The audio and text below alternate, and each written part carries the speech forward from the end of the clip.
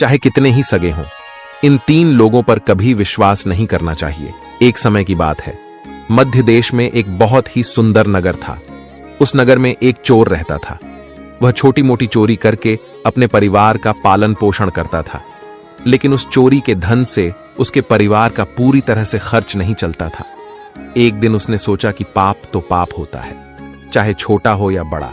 मैं चाहे छोटी चोरी करूं या बड़ी, रहूंगा तो चोर ही।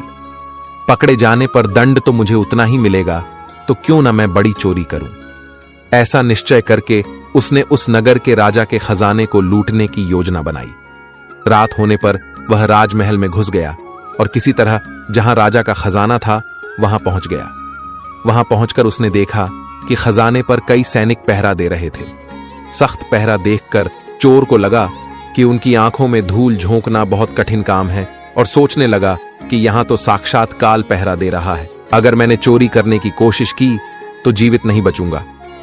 यह सोचकर चोर उल्टे पांव लौट पड़ा और लौटते समय उसने सोचा कि खाली हाथ लौटने से तो अच्छा है कि कुछ न कुछ तो यहां से ले ही चलो। मेरा यहां आना व्यर्थ नहीं होना चाहिए। चोर के दिमाग में विचार आया कि राजा के शयन कक्ष में जाना चाहिए, जहां राजा सोता है, और शायद इस समय राजा अपने कपड़े उतार कर सो गया होगा। मैं राजा के राजवस्त्र चुरा कर ले आऊंगा और उन्हें पहनकर आसानी से धन चुराकर यहां से निकल जाऊंगा। पहरेदारों को लगेगा कि मैं राजा हूं, इसे मैं वचन देता हूं कि इस बार मुझे छोड़ दो। मैं कभी दोबारा राजमहल की तरफ मुड़कर नहीं देखूंगा। मेरे छोटे छोटे बच्चों पर रहम करो। रानी को उस पर दया आई और उसने कहा, सुनो, मैं तुम्हें एक शर्त पर छोड़ सकती हूं। मैं इस समय काम से पीड़ित हूं। यदि तुम मेरे साथ समागम करोगे तो मैं तुम्हें यहां से जाने दूंगी, वरना एक ही झटके में तुम्हारा सिर काट दूंगी। रानी की यह अनोखी शर्त सुनकर चोर और भी ज्यादा घबरा गया और कहने लगा, रानी साहिबा, ये आप क्या कह रही हो? मैं तो एक चोर हूं और आप इतने बड़े राज्य की महारानी। मेरी क्या औकात है जो मैं आपके साथ ऐसा करूं? मेरे लिए तो यह सोचना भी बहुत बड़ा पाप है। रानी ने कहा, मैं कुछ नहीं सुनना चाहती।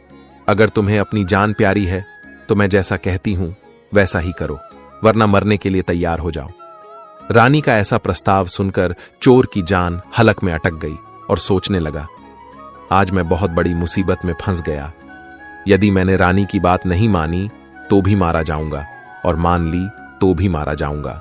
चोर बहुत बड़ी दुविधा में पड़ गया कि क्या करूं। आखिरकार उसने रानी के साथ समागम करने की बात को स्वीकार कर लिया और बोला, रानी साहिबा, मुझे 5 मिनट का समय दे दो। मुझे बहुत जोर से लघु शंका लगी है। पहले मुझे लघु शंका से निवृत्त होने दो, उसके बाद आप जैसा कहोगी मैं वैसा ही करने के लिए तैयार हूं। रानी ने तुरंत तलवार के इशारे से शौचालय को बता दिया और चोर उसकी तरफ चल पड़ा। रानी वहीं पर खड़ी होकर उसके लौटने की प्रतीक्षा करने लगी। चोर ने इस बीच रानी की नजर से बचकर वहां से भागने की कोशिश की। भागते भागते जब वह द्वार पर पहुंचा तो द्वार पर जो सैनिक था उसने उसे पकड़ लिया और उससे पूछताछ की। चोर डरा था। उसने सैनिक को सच सच बता दिया कि वह एक चोर है और राजमहल में चोरी करने आया था, लेकिन रानी ने उसे पकड़ लिया और छोड़ने के बदले एक शर्त रखी थी कि वह उसके साथ समागम करे। इसलिए मैं लघु शंका का बहाना बनाकर वहां से भाग आया। इस तरह से चोर गिड़गिड़ाकर सैनिक से उसे छोड़ने का आग्रह करने लगा। सैनिक ने कहा, देख भाई, मैं तुझे एक शर्त पर जाने दे सकता हूं, और शर्त यह है कि तुम्हें पुनः रानी के पास लौटकर जाना होगा और रानी से कहना होगा कि मैं तुम्हारे साथ समागम करने के लिए तैयार हूं, किंतु उससे पहले तुम्हें अपने हाथ से राजा को मारना होगा। सैनिक की यह शर्त और भी ज्यादा कठिन थी। चोर ने सोचा कि वैसे तो प्राण बच भी सकते थे, परंतु अब नहीं बचेंगे। अगर रानी से यह बात कही तो रानी मेरा सिर काट देगी। अब चोर को चारों तरफ मौत ही मौत दिखाई दे रही थी।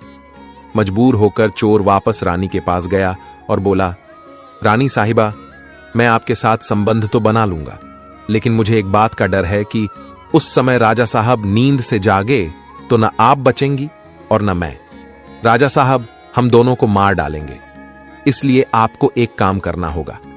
आप अपने हाथ से राजा का सिर काट दीजिए, फिर हम निडर हो जाएंगे। अगर आप इतना कर सकें तो मुझे आपकी शर्त मंजूर है, वरना मैं आपके हाथों मरना उचित समझूंगा।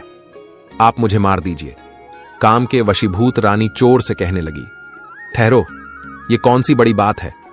मैं अभी राजा साहब को मौत के घाट उतार देती हूं। इतना कहकर रानी ने दोनों हाथों से तलवार पकड़ी और सोए हुए अपने पति का सिर काट दिया। जब रानी ने राजा का सिर काट दिया तो सारा कमरा खून से लथपथ हो गया और राजा के खून से रानी भी भीग गई। वह भयानक दृश्य देखकर रानी बेहोश होकर गिर पड़ी और उसी समय चोर वहां से फरार हो गया।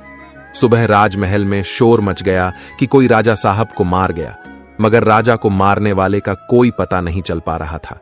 सब लोग बड़े आश्चर्य में थे कि राजा को सोते हुए किसी ने मार डाला।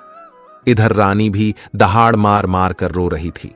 इस रहस्य को पूरे राजमहल में केवल वही सैनिक जानता था कि रानी और उस चोर में से किसी एक ने ही राजा को मारा है, परंतु उसने इस बात की चर्चा किसी से नहीं की। राजा के अंतिम संस्कार की पूरी तैयारी हो चुकी थी। उधर रानी ने घोषणा की कि वह अपने राजा के साथ सती होना चाहती है। यह जानकर किसी ने रानी पर संदेह नहीं किया, क्योंकि अगर रानी ने राजा को मारा होता तो वह राजा के साथ सती क्यों होती। इधर रानी सारे श्रृंगार करके राजा के साथ चिता पर जाकर बैठ गई। राज्य के सभी लोग राजा की चिता पर एक एक करके लकड़ी रख रहे थे और उन्हें नमन करके पीछे लौट रहे थे। इस प्रकार सबसे अंत में वह सैनिक भी राजा की चिता पर लकड़ी रखने गया जो इस रहस्य को जानता था। उसने धीरे से रानी के कान में कहा, महारानी, आप तो सती हो जाएंगी, लेकिन मुझे इतना तो बता दीजिए कि राजा को आपने मारा था या उस चोर ने। यह सुनकर रानी चौंक पड़ी। वह समझ गई कि इसका मतलब इस भेद को यह सैनिक भी जानता है। रानी ने कहा, सुनो, राजा को न तो मैंने मारा है न उस चोर ने। अगर तुम्हें यह जानना है कि राजा को किसने मारा है तो तुम नगर से बाहर उत्तर दिशा में जो जंगल है उसमें चले जाओ। वहां एक कुटिया में एक बुढ़िया रहती है, वह तुम्हें इस रहस्य को जरूर बता देगी। सैनिक को यह रहस्य जानना था, इसलिए वह अगले ही दिन रानी के बताए अनुसार जंगल में चला गया। जंगल में पहुंचने पर उसे वह कुटिया दिखाई दी जिसमें वह बुढ़िया रहती थी।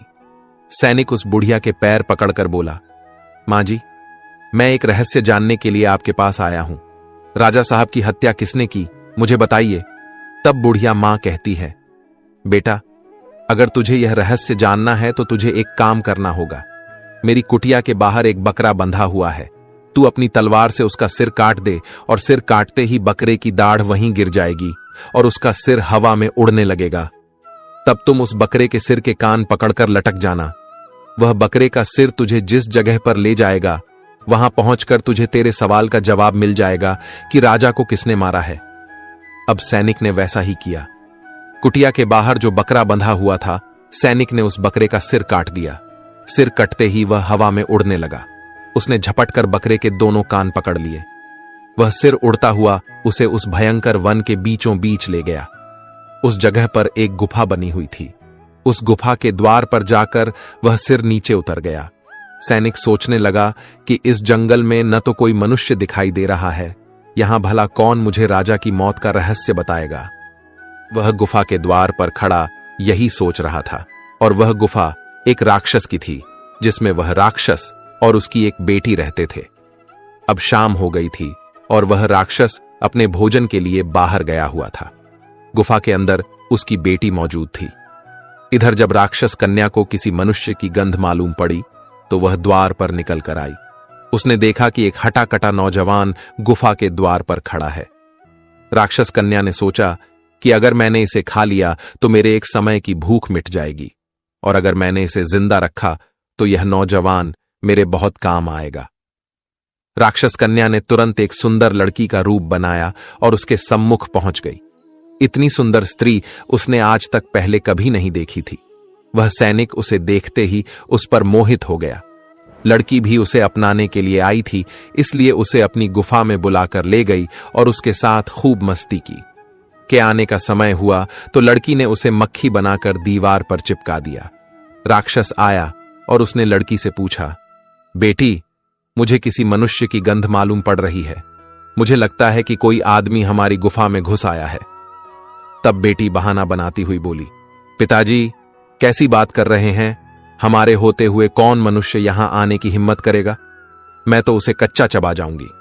इस तरह उसने राक्षस को गुमराह कर दिया। अब वह राक्षस कन्या रोज उसे रात होने पर पुरुष बना देती थी और दिन में उसे मक्खी बनाकर दीवार पर चिपका देती थी। इस प्रकार सैनिक को राक्षस की गुफा में रहते रहते काफी दिन बीत चुके थे। अब उसे अपनी पत्नी और बच्चों की याद आने लगी, परंतु वह राक्षस कन्या के चंगुल से नहीं निकल पा रहा था। एक दिन उसे मौका मिल गया और वह किसी तरह रात में वहां से भाग निकला। भागते भागते कई दिनों के बाद वह अपने नगर पहुंच गया। अपने घर पहुंचकर उसे बहुत खुशी हुई। अपने बच्चों से मिलकर वह बहुत प्रसन्न हुआ। वह सोचने लगा, अच्छा हुआ जो मैं वहां से चला आया, न जाने कब तक वह मुझे मक्खी बनाकर वहां रखती। इस तरह उस सैनिक की अपने घर पर रहते हुए काफी दिन बीत गए। एक दिन उसे फिर उस लड़की की याद आई। अब तो दिन रात वह उसके ख्यालों में खोया रहता। उसकी सुंदरता को याद कर उससे मिलने की इच्छा करता। उसके बिना न खाना अच्छा लगता न पीना। हर समय यही सोचता था कि उससे किस तरह मिलन होगा।